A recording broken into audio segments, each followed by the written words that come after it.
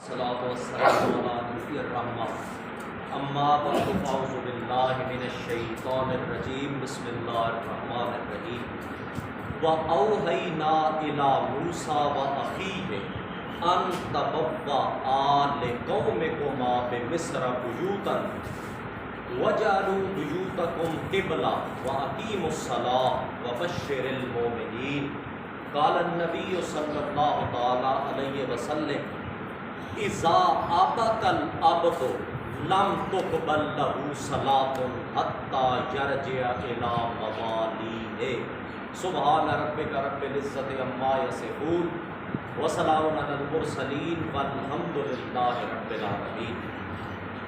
انسان کی بنیت اور پیدائش کا مقصد ہے اللہ رب العزت کی عبادت کرنا۔ یہ عبادت جو انسان پہ عائد ہے یہ اللہ کے دربار میں شرف قبولیت حاصل کرتے ہوئے تب برابر ثابت ہوتی ہے جب یہ قرآن مقدس کے بتائے ہوئے قوانین، ضوابط اور شرائط کے مطابق، اگر عبادت ان شرائط کے مطابق ہے تو قد افلح، وہ بندہ کامیاب ہو۔ اگر اس نے یہ جاننے کی تکلیف زندگی میں نہیں کی کہ وہ کیا ضوابط ہے، کیا شرائط ہے اللہ کی عبادت کے، کون سے قوانین، تو خاسرت دنیا والآخرہ، بجائے افلاح فلاح کامیابی کے خاسرت دنیا والآخرہ، اس کے دونوں جہان تباہ اور برباد۔ اس لیے اول والے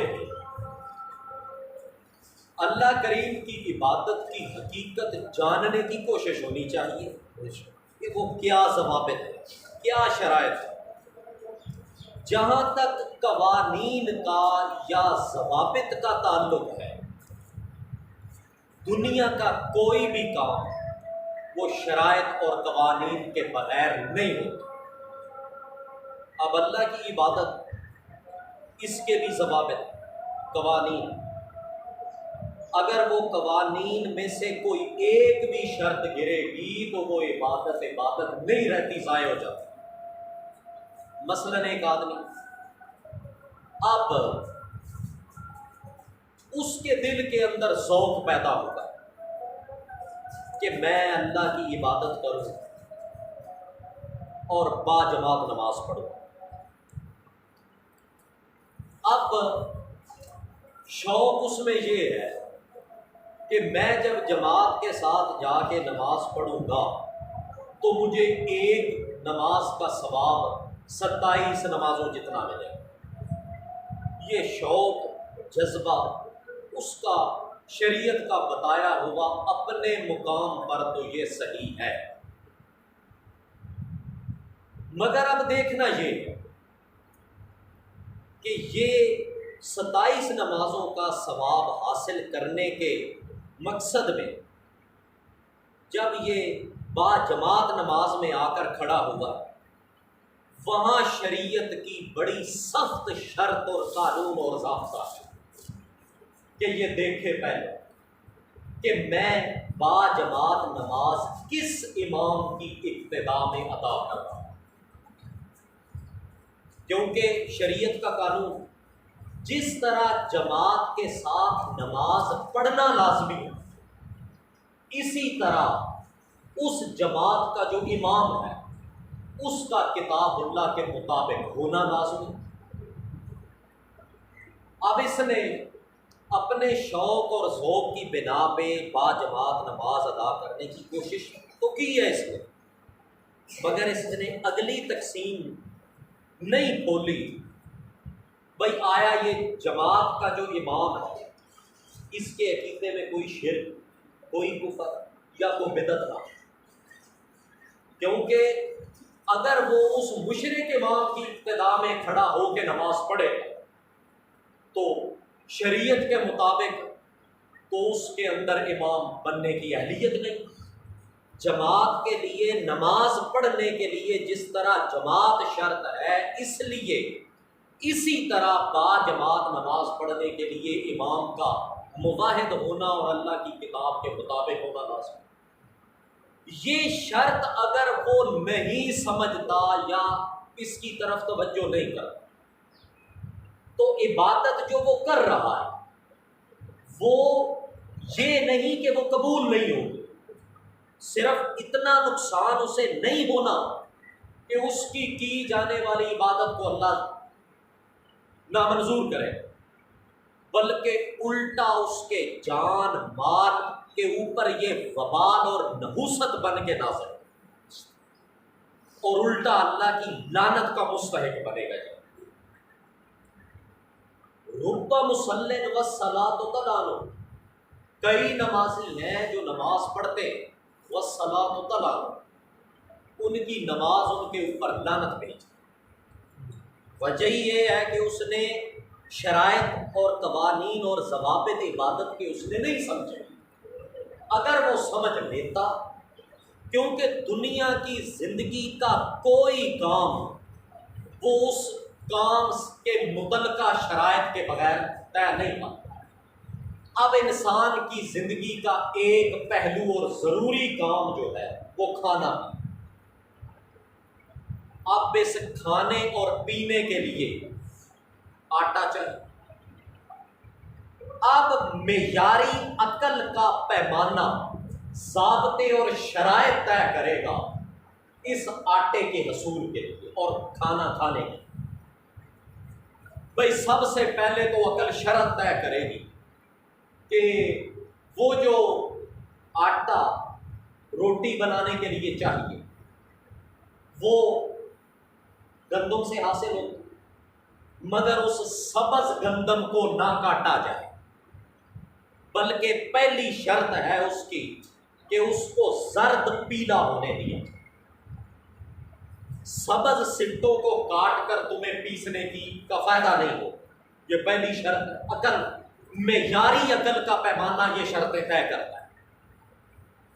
اب دوسرے نمبر پہ شرط یہ کہ اگر اس نے زرد پیلے سٹے کاٹے، اب وہ اس گندم کو سٹوں سمیت ہی نہ کہیں پیس ڈالے چکی. سٹے علیحدہ اگر وہ سٹوں سمیت پیسے گا تو روٹی کھاتے ہوئے اس کے دانتوں میں وہ جو ہے کرکیں اور ریتلی کو معلوم ہو. پہلے اس کے لیے ضروری ہے کہ اس کو سٹوں سے جدا کیا جائے. اب تیسری شرط یہ عقل معیاری بتا رہی ہے یہ شرط کہ اس گندم کو سٹوں سے نکال کر بھی سیدھا نہ چکی میں پیس ڈالا جائے، بلکہ پہلے اس کے روڑ، اس کے تنکے اور اس کا کچرا اس گندم کو صاف کیا جائے. اگر صاف نہیں کیا جائے گا تو کھانا ٹھیک نہیں بنے گا. پھر شرط عقل اگلی بتاتی کہ جب تم نے اس کو صاف کر لیا ہے اب اس کو پیسا جائے. پیسنے کے بعد اس کو سیدھا نہ جلا ڈالا جائے، پہلے اس کا پانی کے اندر آٹا گوندا جائے. اب جب گوندنے کا معاملہ ہے تو وہاں بھی شریعت ضابطہ دیتی ہے، عقل ضابطہ دیتی ہے کہ اس میں پانی کی مقدار برابر رکھی جائے. اگر پانی زیادہ ڈالا گیا یا کم ڈالا گیا تب بھی کھانا غلط بن جائے. یہ شرط بھی لازمی. پھر جب برابر مقدار کے مطابق آٹا گوندھ دیا گیا ہے، اس کے بعد یہ شرط بھی لازمی کہ جب اس کا گول پیڑا بنایا جائے، پھر اس کو گولائی والی شکل دی جائے. پیڑا بنانے، اگر پیڑا تیار کر کے اس کو توے پہ پھینک دو تو روٹی بن جائے. یہاں بھی شرط لازمی ہے کہ اس کو پہلے پریس کیا جائے، اس کی خوبصورتی بنائی جائے، گول شکل اس کو دی جائے. پھر اس کے بعد اگلی شرط اور ضابطہ یہ کہ اگر وہ گول روٹی بن گئی تب جب اس کو آگ پہ ڈالا گیا ہے تو پانی کی طرح اس کی آگ کی مقدار بھی برابر رکھی. اگر آگ کم ہے تب بھی ٹھیک نہیں بنے، آگ زیادہ ہے تو تب جل جائے. یہ اتنے سارے مدارج اور شرائط سے گزر کر وہ گندم سے بنا آٹا وہ اب کھانے کے قابل بنا ہے۔ اگر اس میں سے کوئی ایک بھی چیز گرا دی گئی، ایک بھی چیز، باقی ساری چیزیں ٹھیک رکھی جائے، تب بھی وہ کھانا کھانے کے قابل تو نہیں رہتا۔ اس لیے کوئی دنیا کا کام ایسا نہیں جس کے لیے شرائط اور ضوابط موجود نہیں۔ ہاں، ایک دین اور عبادت کو اس اندھی جہالت کی پیداوار قوم نے فضول سمجھ رکھا۔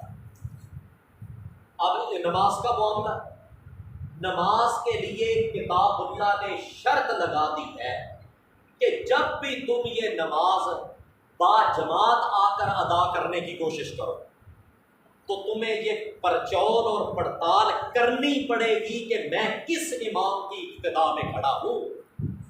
اگر امام مشرک ہے، بدعتی ہے، اور یا وہ بے دین قسم کا آدمی ہے، یا وہ کتاب اللہ کے مسائل توحید میں سے کسی ایک مسئلے کے الٹ چل رہا ہے، تو وہاں شریعت نے حکم دیا ہے کہ اس کے پیچھے تمہیں نماز پڑھنے کی اجازت نہیں۔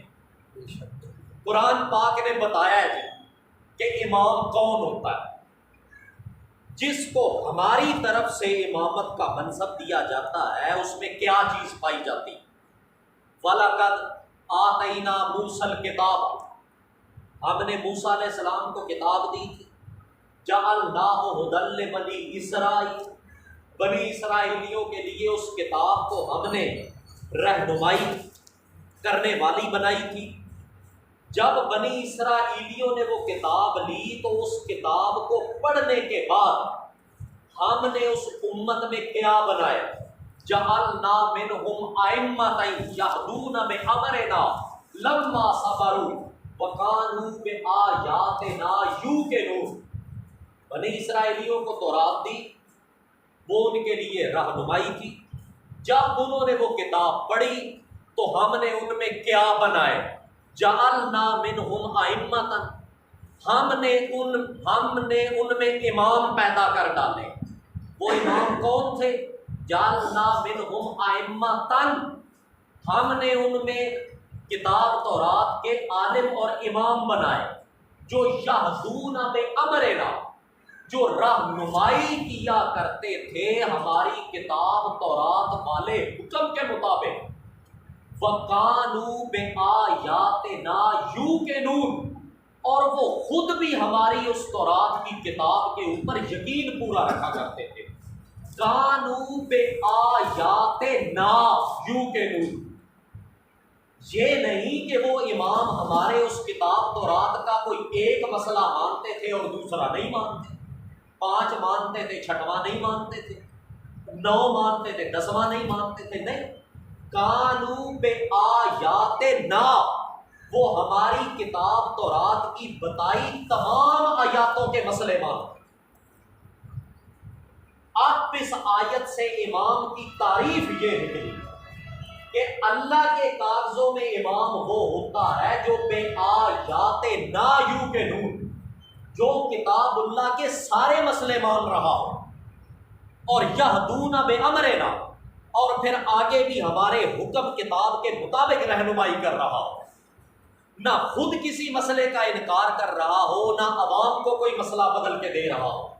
جعلنا منہم ائمہ، یہ ہیں ہمارے بنائے ہوئے امام۔ نبی علیہ السلام سے پوچھا گیا کہ میں یؤمنا، نبی علیہ السلام نے بلکہ خود فرمایا کہ یؤم القوم اقرأہم لکتاب اللہ،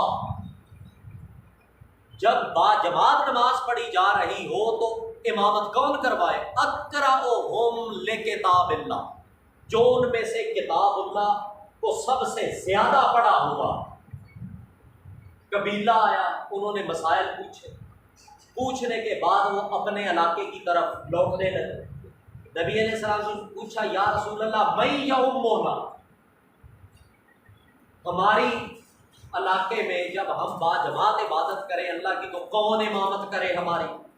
نبی علیہ السلام نے فرمایا اکثرکم جمعا للقرآن او اخذا للقرآن، اکثرکم جمعا للقرآن، تم میں امامت وہ کروائے جو جمعاً للقرآن، جس نے تم میں سے قرآن پاک کو سب سے زیادہ جمع کیا ہوا ہے، اور افضل للقرآن، یا قرآن پاک کو سب سے زیادہ حاصل کیا ہوا ہے، وہ بندہ اس قابل کے وہ امامت کروائے۔ عیسیٰ علیہ السلام آئیں گے، مسلمانوں کا عقیدہ۔ حضرت ابو ہریرہ فرماتے ہیں نبی علیہ السلام نے فرمایا وہ آئیں گے اور تمہارے امام بنے گے، مگر یؤمکم بکتاب اللہ و سنت نبیکم۔ عیسیٰ علیہ السلام بھی جب آئیں گے تو یؤمکم بکتاب اللہ، وہ اللہ کی کتاب کے مطابق تمہاری رہنمائی کریں گے اور امامت کریں گے، و سنت نبیکم، اور تمہارے نبی کے طریقے کے مطابق تمہاری رہنمائی کریں گے۔ مطلب یہ بھئی اس پوری گفتگو کا ماحصل یہ نکل کہ امام تو وہ ہوتا ہے جس کا عقیدہ اللہ کی کتاب کے لائن کے اوپر انگل رکھ کے لائن کے مطابق چلے۔ ایک بھی مسئلہ اگر کوئی امام اللہ کی کتاب کے وہ الٹ ہے اس کا، تو اللہ کے رسول کی تو امام نہیں، عامی جین کے لیے عام قانون ہے۔ نبی علیہ السلام نے فرمایا میں یجہد بہ آیۃ منہ یجہد بہ کلہ، جس نے کتاب اللہ کے ضروری مسائل جو ہیں عقائد توحید سے متعلق، میں یجہد بہ آیۃ منہ، کسی ایک مسئلے کا اگر اس نے انکار کیا ہے، کسی نے بھی کیا ہے، تو یجہد بہ کلہ، اس کے اوپر پورے قرآن پاک کا انکار لازم ہے۔ یہ تو عام قانون۔ اب ایک امام ہے، اس کو کتاب اللہ جتنے عقائد کی لسٹ میں مسائل ہیں وہ تمام کے اندر کتاب اللہ کے مطابق اگر اس کا دماغ اور عقیدہ ہو اور وہ بیانیاں بھی دے، تب تو وہ ہے اللہ کے کاغذوں میں امام، اور اس کے پیچھے نماز پڑھنا جائز ہے۔ یہ شرط ہے عبادت کی۔ اچھا، اب جو مشرک آدمی وہ ان اللہ امامت کا اہل نہیں۔ اصل مصیبت یہ ہے کہ ہم لوگ جو ہے نا، ہمیں اگر کوئی آدمی یہ کہے نا کہ یہ مسئلہ ہمیں سمجھ نہیں آیا، آپ سمجھانے پہ معمور ہیں، یہ مسئلہ آپ مجھے 15 مرتبہ سمجھائیں تب سمجھ، تو ہماری یہ انسانی نقطہ نظر سے ذمہ داری بنتی ہے کہ اس کو سمجھایا جائے۔ اگر اس کا دماغ اس قابل نہیں ہے کہ وہ ایک ہی مرتبہ بات سن کے پوری سمجھ جائے، تو اس کو دوسری مرتبہ سمجھا دینی چاہیے، تیسری مرتبہ۔ اولاد میں بھی معاملہ یہی ہے، اگر ایک کمزور ہے، کند ذہن ہے، اس کا دماغ نہیں چلتا اور دوسرے کا چلتا ہے، تو جس کا نہیں چلتا اب اس کے دماغ کو ویسے مار دینے کا تو کوئی عقل مندی نہیں، اس کو پھر زندگی میں لائن پکڑ کر انگلی پکڑ کے چلانا پڑتا ہے، ہر قدم پہ اس کو پہلے سمجھانا پڑتا ہے۔ مگر جہالت اور اندھیرے کی پیداوار پہ ہم جب ان کا آپریشن کرتے ہیں نا کتاب اللہ کے ذریعے، اس کی وجہ یہ ہوتی ہے کہ وہ فضول بکواس کر رہا ہو، بغیر ہدی من اللہ ولا کتاب یجادل فی اللہ بغیر علم ولا کتاب، ایک ٹکے جتنا علم اس کے پاس نہیں ہے کتاب اللہ، اس کے باوجود قرآن پاک کے گہرے علم کے ساتھ تعلق رکھنے والے مسائل میں بغیر کسی علم کے بھونک رہا ہوتا ہے۔ مثلاً اب کسی کو سمجھایا جائے بھائی شریعت میں یہ سخت قانون ہے عبادت کا کہ عبادت تب قبول ہوگی جب تم اس امام کی ابتدا میں نماز پڑھو گے جس کا عقیدہ منوً اللہ کی کتاب کے مطابق، اور ایک نہیں جتنے مسئلے کتاب اللہ توحید کے بیان کرتی ہے وہ سارے کتاب اللہ کے مطابق ہو تو تب اس امام کے پیچھے نماز۔ جہالت کی پیداوار عیاش و باش فرعون اور حامان جیسے کافروں کی عملی یادگار، وہ یہاں پہ پتہ کیا، بجائے سیکھنے کے، سمجھنے کے، اپنے آپ کی نیاز مندی پیش کرنے کے، او جی نماز ہی پڑھنی ہے، اللہ اور رسول سارے جڑے ہیں اللہ تے رسول دا کلمہ پڑھتے ہیں، نماز ہی پڑھنی ہے، بس جتھے مرضی پڑھ جائے۔ اب اس کو پتا نہیں کہ میں جس منہ سے بھونک رہا ہوں، جس دن یہ دین بنانے والے سر پہ آ کر کھڑے ہو گئے تو اس بکواس کا نتیجہ کیا نکلنا؟ جس زبان جس منہ سے یہ بھونک رہا ہے نا، ادھر فرشتوں کا ایک قبیلہ ہوگا پورا، یہ درمیان میں کھڑا ہوگا، آگے بھی فرشتوں کا قبیلہ ہے جو گرز لے کے کھڑا، اور پیچھے ایک قبیلہ کیا کرے گا، یضربون وجوہہم، وہ اس کا منہ پھینٹے گا گرزوں کے ساتھ، وہ گر جائے گا۔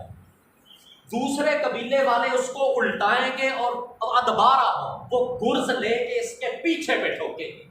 اسے تب پتا چلے گا کہ اللہ اور رسول کے دین کے معاملے میں زبان اور منہ سے بکواس کرنے کا نتیجہ کیا نکلا۔ اس کی آنکھ اس دن چل کے کھلی، اور جی سارے ہی اللہ کے تے مولویاں نے اپنی دکانداریاں بنا رکھیاں نے، سارے اللہ رسول کا کلمہ پڑھتے ہیں، سارے نبی نو منن والے نے، تے بس نماز جتھے مرضی آئے پڑھ لی۔ مشرک کی امامت تو اللہ نے اپنے لاڈلے پیغمبر ابراہیم علیہ السلام کو جواب دے دی کہ میرے ابراہیم پیغمبر، میرے کاغذوں میں مشرک کی امامت عند اللہ منظور نہیں ہے۔ کتنا برگزیدہ پیغمبر ہے اللہ کا، اور اللہ کے توحید کے پیچھے کتنی قربانیاں انہوں نے دی۔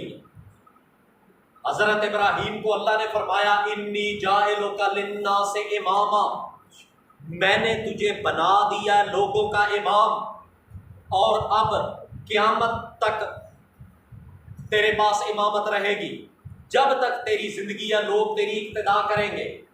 حضرت ابراہیم نے فرمایا یا اللہ ومن ذریتی، میں اکیلا امام نہیں رہنا چاہتا، میں یہ چاہتا ہوں کہ میری آئندہ جو نسل ہے نا اس کے اندر بھی امامت چلے، اور جس طرح میں لوگوں کا امام ہوں اور رہنمائی کر رہا ہوں، اسی طرح میری اولاد کے اندر بھی امامت چلتی رہے اور لوگ ان کے پیچھے اقتدا کرتے رہیں۔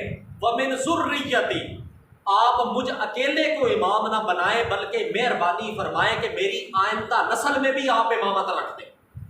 اللہ نے فرمایا جس طرح وعدہ میں نے تجھے دیا ہے ابراہیم پیغمبر کے انی جاعلک للناس اماما، میں تجھے لوگوں کا امام بنا دوں گا، اسی طرح لا ینال عہد الظالمین، تیری اولاد میں بھی ہم امامت رکھیں گے اور ان کو بھی ہم امام بنائیں گے، مگر لا ینال عہد الظالمین، لا ینالو اس کا حرفی ترجمہ سے لا ینالو، نہیں حاصل کر سکیں گے میرے ابراہیم پیغمبر عہدی، یہ میں جو تجھے وعدہ دے رہا ہوں نا کہ تیری اولاد میں بھی امام بنیں گے، لا ینال عہدی، نہیں لے سکیں گے میرا یہ امامت والا وعدہ الظالمین، جو میری توحید میں شرک کر کے ظالم ہوں گے، وہ مشرک لوگ میرے دربار سے امامت حاصل نہیں کر سکیں گے۔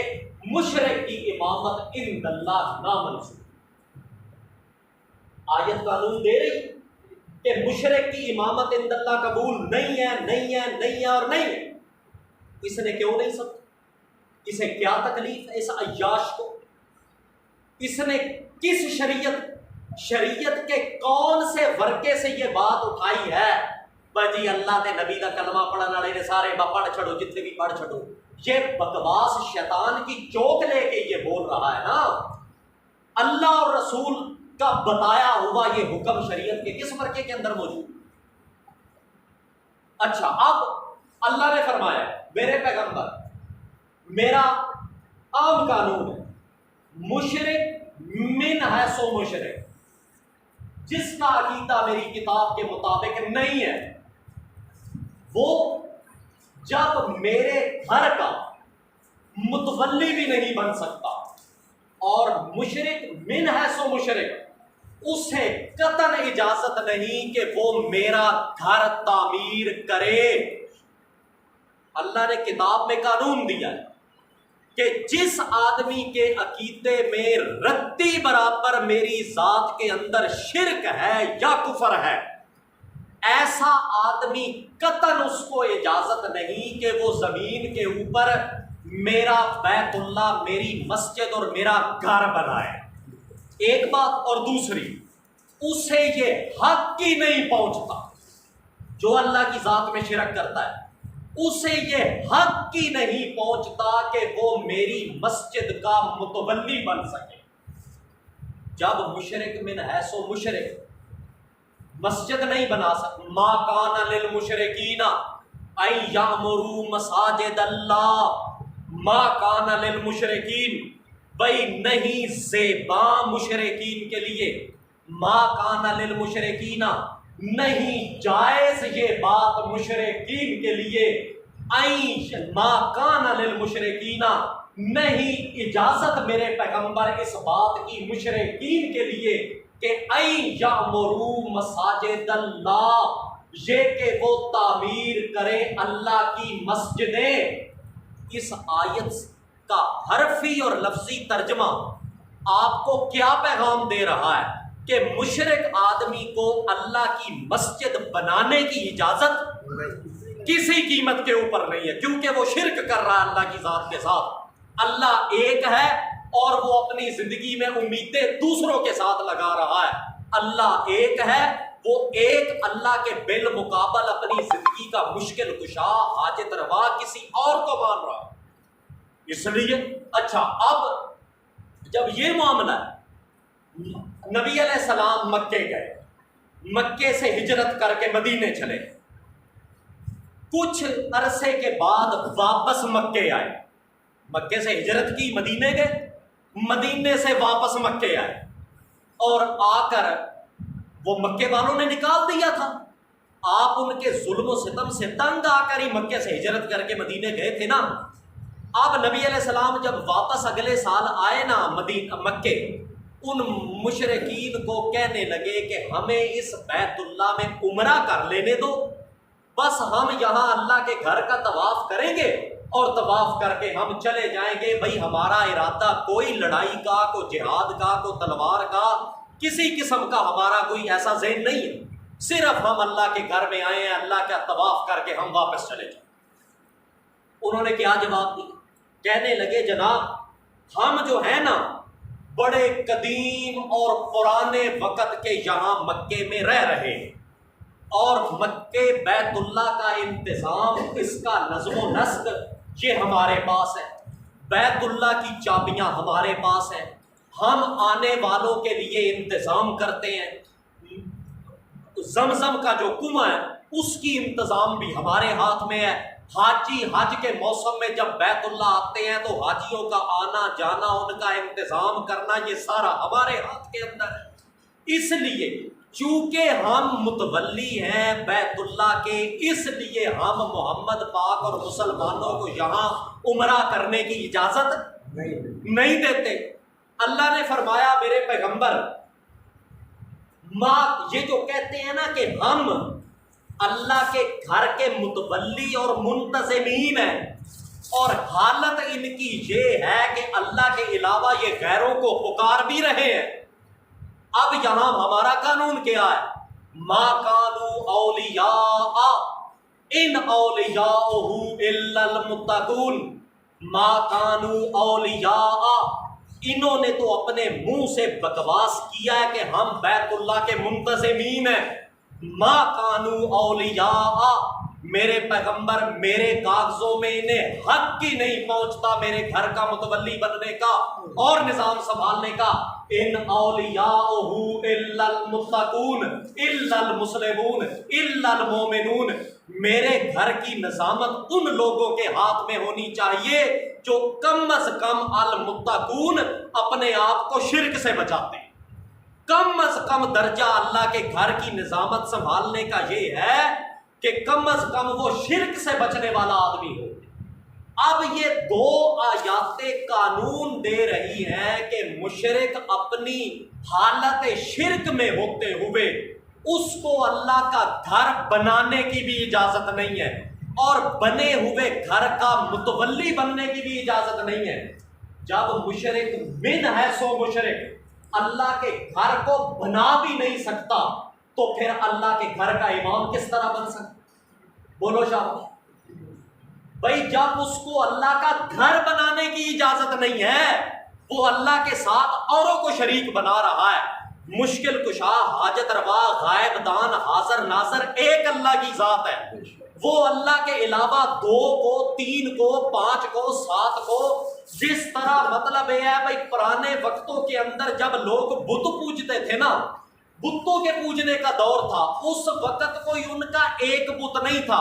مثلا وہ کہتے تھے جی یہ ایک بت ہے، یہ ہمیں روزی دیتا ہے۔ دوسرا بت ہے، وہ کہتے تھے بھئی یہ ہماری سفروں کے اندر حفاظت کرتا ہے۔ تیسرا بت وہ کیا کرتا ہے بھئی یہ ہمارے حالت اقامت اور گھروں کے اندر ہماری حفاظت کرتا ہے۔ چوتھا بت جو ہے وہ ہمیں اولاد دیتا ہے۔ پانچواں بت ہمیں برکات دیتا ہے۔ جس طرح اس بتوں کے پجاری قوم نے اپنے بت جدا جدا رکھ بنائے ہوئے تھے، آج کل کی مشرکین لوگوں نے بتوں کے قائم مقام اپنے بابے بھی، بولو شابت، انہاں دے بابے بھی تے جدا جدا نے نا۔ یہ بابا جو ہے اے دے کول جڑا تویز ہے نا او دے نال اولاد ہوندی ہے۔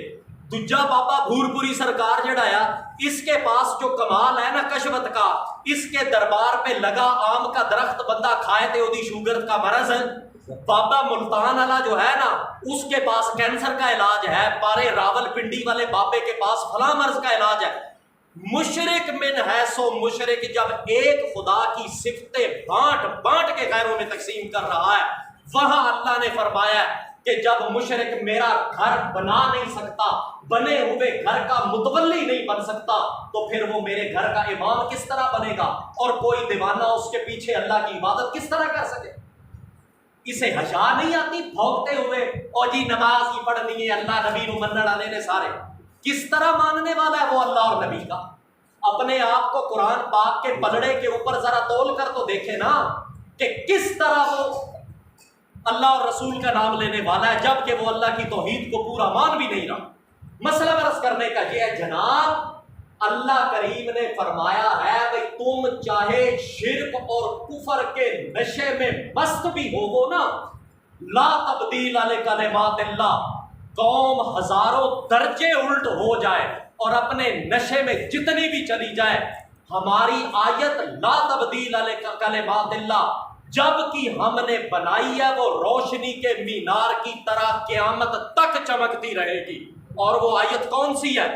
اچھا آپ ایک بات بتائیں، آپ نماز پڑھنے آئے، آگے امام کھڑا ہے، امام کے کپڑے کے پیچھے آپ کو نظر آ گیا کہ خون لگا ہوا ہے، آپ اس کے پیچھے نماز پڑھیں؟ بولو شاہ نہیں پڑھیں گے؟ اچھا امام کے کپڑے کے پیچھے یار پیشاب تو رہا درکنار اور کوئی خون یا نجاست تو رہی درکنار۔ مثال کے طور پہ امام آپ کا چائے پینے کا شوقین ہو اگر ہماری طرح اور اس کے کپڑے کے اوپر چائے کے داغ گرے ہوئے ہوں، آپ اس کو ٹوکیں گے نہیں کہ امام صاحب آپ کے کپڑے خراب ہیں، آپ نے دھوئے کیوں نہیں ہیں، ہمیں کرایت آتی ہے آپ کے پیچھے عبادت۔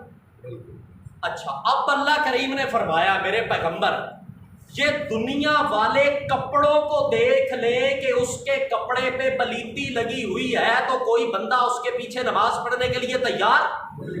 یا ایھا الذین آمنوا انما المشرکون نجس انہم رجس، یا ایھا الذین آمنوا ایماندارو انما المشرکون نجس نجس نجس انہم رجس رجس رجس، دونوں لفظ قرآن کے ہیں کہ میرے پیغمبر وہ مشرک کا کپڑا نہیں، اس کا پہلو نہیں، بلکہ اس کا پورا وجود سر کے بالوں سے لے کے پیروں تک ناجاسن، اس کا وجود میری گندگی اور ناپاکی ہے۔ جب اللہ نے مشرک کے وجود کو ناپاک کہہ دیا ہے، کپڑا ناپاک ہو تو آپ اس کے پیچھے نماز نہیں پڑھتے، تو جس کے وجود کو ہی اللہ نے ناپاک بنا دیا ہو اس کے پیچھے پڑھنے کی کس طرح اجازت ہو؟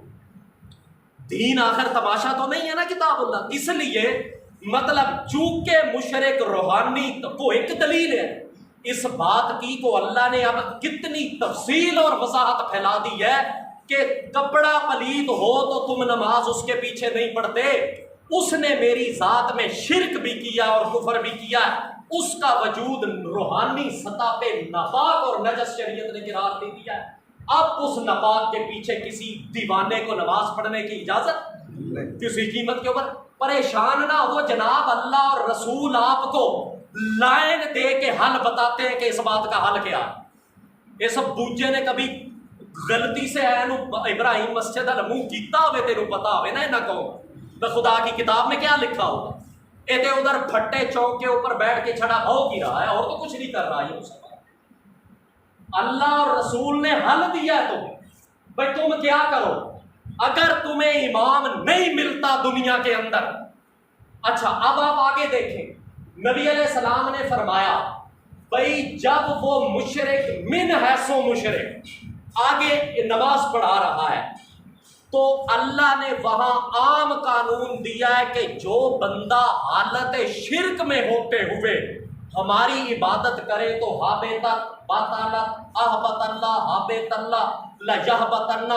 ہم وہ جو ہی عبادت کرتا ہے ہم پیچھے اس کی عبادت کا ستیہ ناس اس کو مٹ۔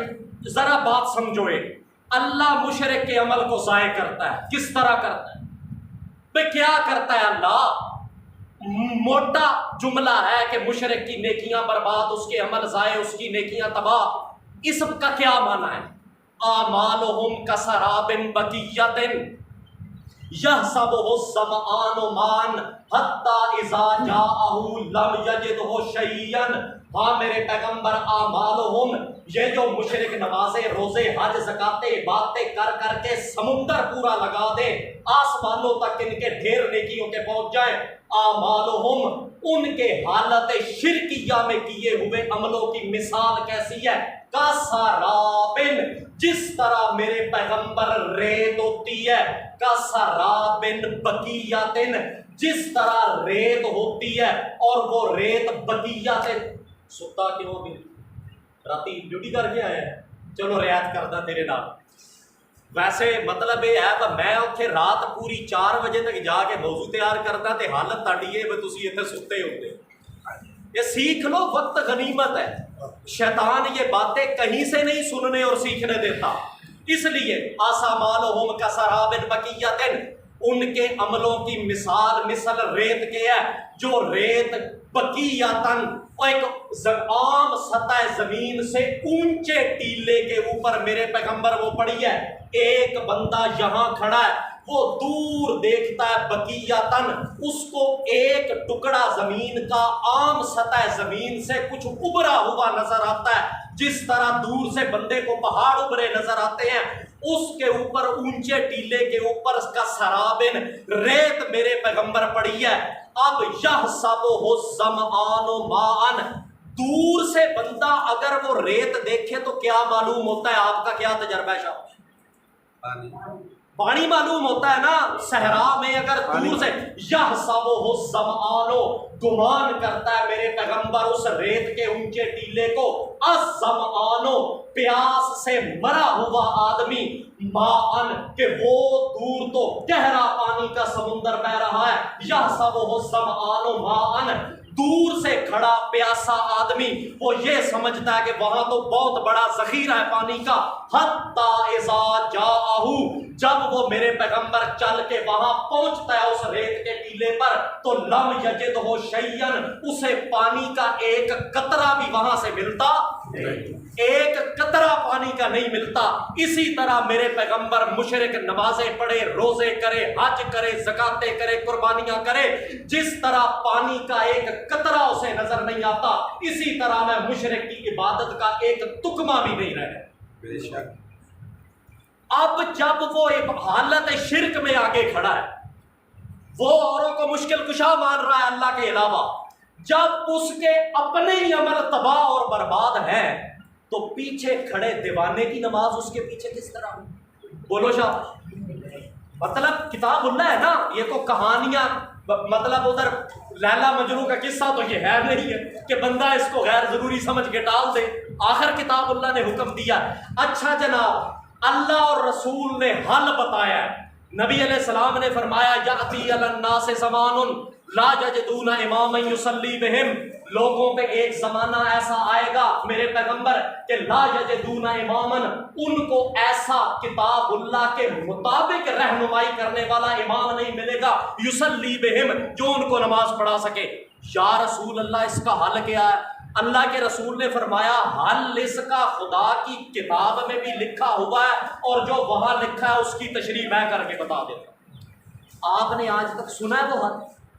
بولو شاہ، آج تک کبھی تکلیف محسوس ہوئی ہو کسی کو پوچھنے کی بھائی مولوی صاحب سانو ہے نا مطلب حیات سماعت کے رفڑ میں نہ الجھائی رکھ سانو کو اگلی بھی دستے، کبھی آپ نے کہا ہے کسی کو ایسا؟ پھر آپ کی کمزوری کیوں نہیں آپ نے کتاب اللہ کی تعلیم حاصل کی؟ اللہ نے فرمایا بات جناب یوں بنی، بھائی مصر کے اندر موسیٰ علیہ السلام نے دعوت دی، یہ بات خدا کی کتاب میں قیامت تک چمک رہی، بھائی لے جس کو امام نہیں ملتا وہ یہ بات اس پہ عمل کر لے۔ موسیٰ علیہ السلام نے دعوت دی، 7 8 10 12 نوجوانوں نے آپ کی دعوت قبول کر مان گئے موسیٰ علیہ السلام کو۔ اچھا اب فرعون نے کیا کیا؟ مصر کے اندر جتنے عبادت خانے تھے نا، اور مصر کے اندر جتنے بھی عبادت خانے تھے ان میں سے آدھے گرا دیے اور آدھوں کے اوپر قبضہ خود فرعون نے کر لیا۔ جب آدھے گرا دیے اور آدھوں کے اوپر قبضہ کر لیا، اب ان موسیٰ علیہ السلام کو ماننے والے جو بیچارے پہلی دعوت پہ کو نوجوان مانے، انہوں نے موسیٰ علیہ السلام سے پوچھا حضرت جی اب عبادت خانے تو اس نے گرا دیے اور ان پہ انہوں نے قبضہ کر لیا ہے، اور جو اس کے پاس ہے وہاں بے دین مشرک امام ہے، اب نماز کس طرح پڑھے؟ کیا کرے؟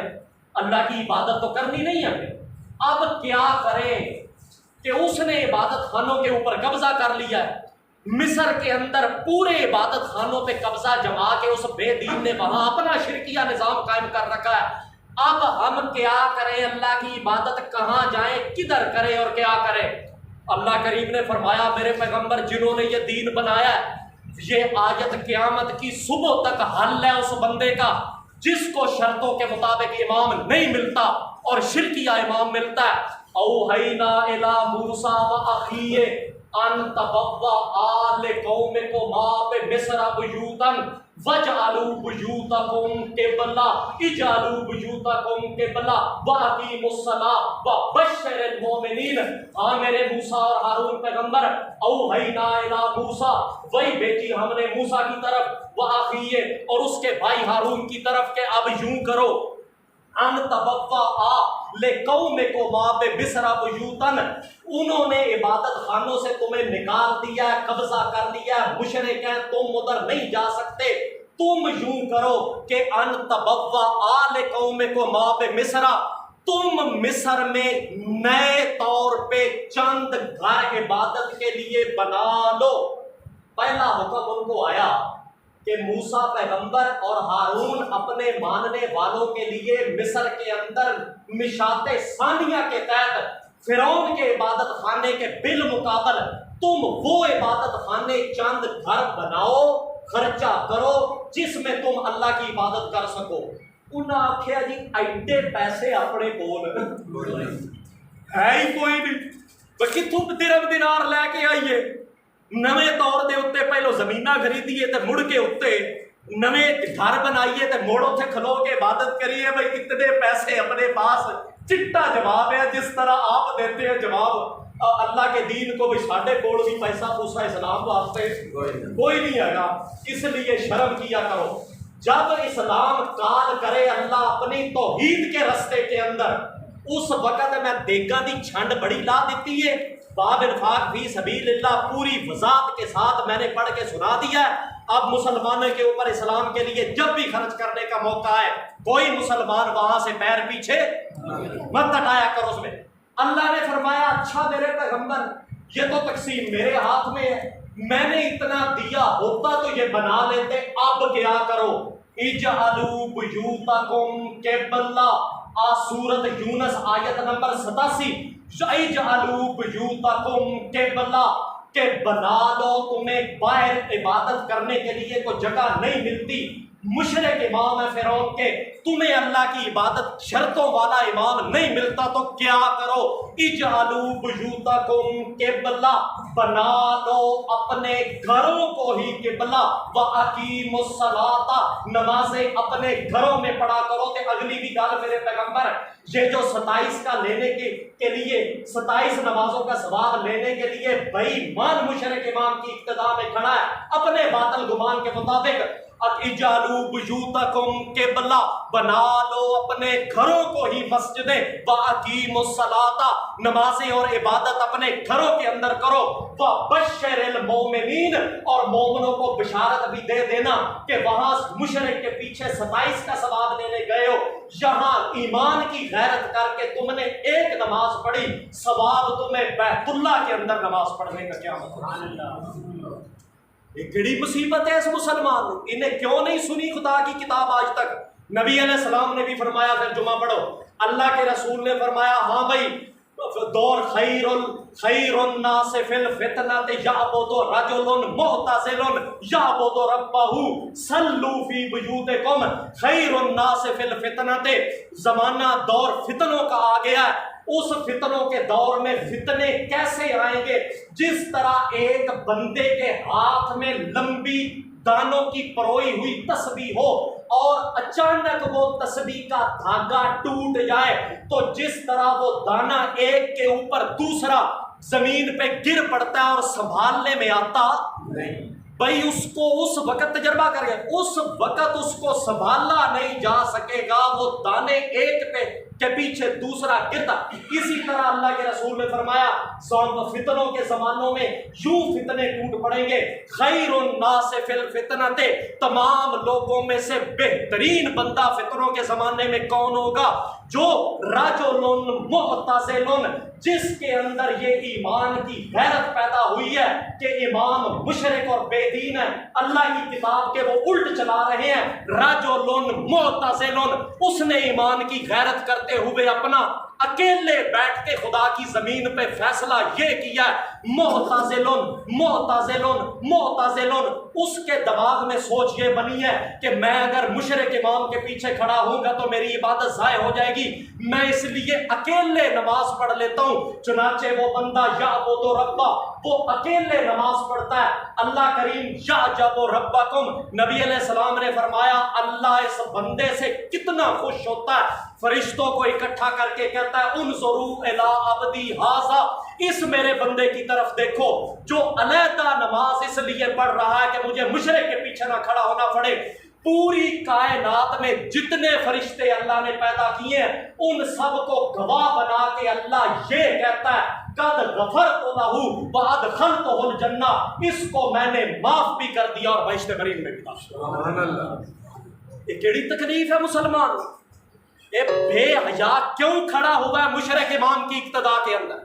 اس نے اللہ کی کتاب اور رسول سے کیوں نہیں پوچھا کہ اگر فتنوں کے دور میں مجھے یہ مصیبت بن جائے تو میں کیا کروں؟ اللہ اور رسول اس کو بتاتے ہیں بھائی وہاں اپنی نماز ضائع کرنے کی بجائے بہتر ہے کہ گھر میں علیحدہ کھڑے ہو کے جائے۔ نبی علیہ السلام نے فرمایا چنانچہ اس کے حدیث کے اختتام پہ کہ اب میں تمہیں کیا نصیحت کر رہا ہوں، کتاب اللہ کے تو لفظ ہے نا اجعلوا بیوتکم قبلہ، کہ اپنے گھروں کو ہی مسجدیں بنا لو۔ نبی علیہ السلام نے فرمایا میں آسان کر دیتا ہوں، صلوا فی بیوتکم، امام مشرک ہو تو نماز اپنے گھروں کے اندر پڑھو۔ ستائیاں دے چکر چ پہن دی کو لوڑ نہیں، میں ستائی تو ستائیاں دا ثواب لین جائے گا تے الٹا لعنت پائے گی آگے کہ مشرک کے پیچھے کھڑے ہو کہ تو نے نماز پڑھی ہے، تو کیڑیاں ستائیاں دا ثواب لین آیا خدا کو؟ اس لیے مطلب عرض کرنے کا یہ ہے، یہ بیانیہ ہو گیا مسلمان اب مصیبت یہ ہے آپ حالت اقامت کے اندر ہو، آپ ادارے کے اندر گئے ہیں وہاں ملازمت کرتے ہیں، دکانوں کے اوپر آپ کام کرتے ہیں، سفروں کے اندر آپ جا رہے ہیں، اب جس مسجد میں بھی آپ جائیں گے تو آج حال ہے صحیح پوچھنے کا اس امام سے کہ جناب میں نے آپ کے پیچھے اللہ کی عبادت کرنی ہے، اور آپ کا عقیدہ کتاب اللہ کے مطابق ہے، یہ آج پوچھنے کو کوئی حال ہے کسی سے؟ جب دور ہی فتنوں کا ہے تو اللہ نے اپنا اول قانون پیچھے ہٹا لیا ہے، قانون ضمنی دے دیا ہے کہ یہ مسلم ملت کا قانون ہے۔ جب عبادت خانے ملت اسلامیہ پہ چل رہے ہوں اور دارالاسلام بھی ہو اور قانون بھی اس ملک میں اسلام کا چل رہا ہو، وہاں تمہیں کھلی چھٹی ہے کہ ساری توحید ہوگی اور تم نمازیں پڑھ لو گے، مگر جہاں جہاں جس زمین کرۂ ارض پہ شرک اور کفر ناچ رہا ہے اور اماموں کے عقیدے میں کفر کتاب اللہ کے خلاف ہے، وہاں تمہیں ان کے پیچھے نماز پڑھنے کی اجازت نہیں۔ اپنے گھروں کے اندر نماز پڑھو، قد غفرت لہ، اللہ نے ضمانت دی ہے کہ میں ذمہ داری سے کہتا ہوں اس بندے کو میں نے معاف کر۔ پڑھو اذان۔